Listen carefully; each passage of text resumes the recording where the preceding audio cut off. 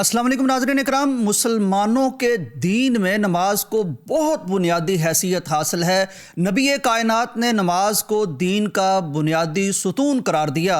चुनांचे साइंसदान इस बात पर हैरत में पड़ गए कि आखिर नमाज को इस कदर बुनियादी हैसियत क्यों दी गई है।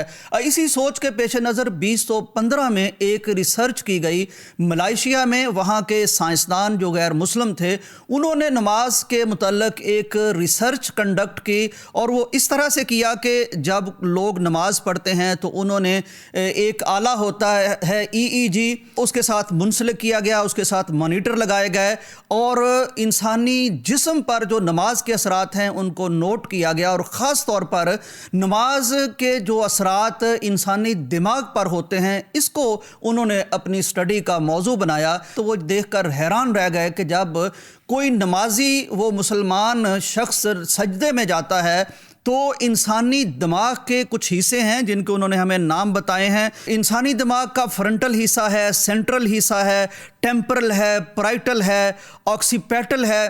तो इन हिस्सों पर उन्होंने देखा कि एक ख़ास किस्म की वेव्स, जिन्हें साइंसदानों ने अल्फ़ा वेव्स का नाम दिया है, उनकी कसरत हो गई। और ख़ास तौर पर सजदे में तो ये जो एक कैफियत बनती है, ये अपने उरूज पर पहुंच जाती है। वो बहुत हैरान हुए इस रिसर्च को देखकर। उन्होंने बार बार नमाजियों पर ये रिसर्च की और बार बार ये उनके सामने नताइज आए। ये हैरान कुन नताइज इस तरह के थे कि उन्होंने फ़ौरन इस रिसर्च को एक बैनुल-अक़वामी बहुत फेमस जर्नल है, एक साइंसी जरीदा है अप्लाइड साइकोलॉजी, उन्होंने इस रिसर्च को फ़ौरन वहाँ भेज दिया कि इसे वहाँ पब्लिश करना चाहिए। अब ये गौर कीजिए कि ये रिसर्च, इसका नतीजा क्या निकलता है।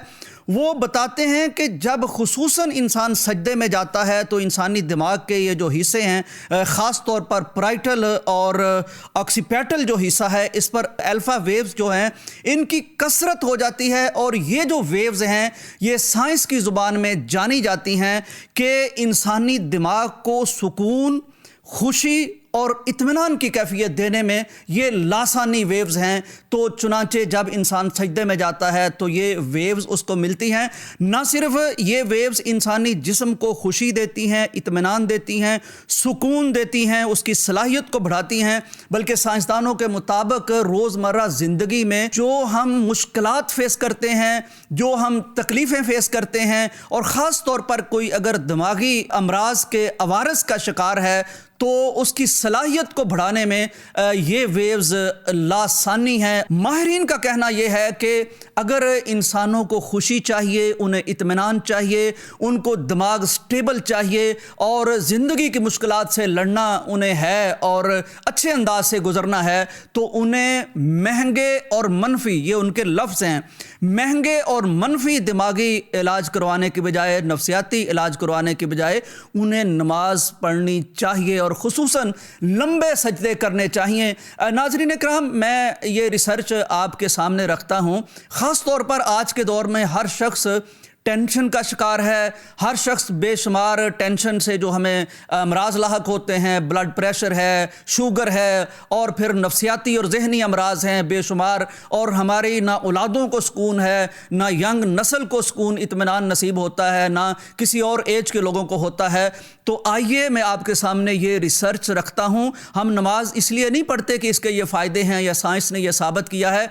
हम नमाज इसलिए पढ़ते हैं कि ये अल्लाह का हुक्म है, प्यारे नबी ने हमें इसकी ताकीद और तलकीन फरमाई है।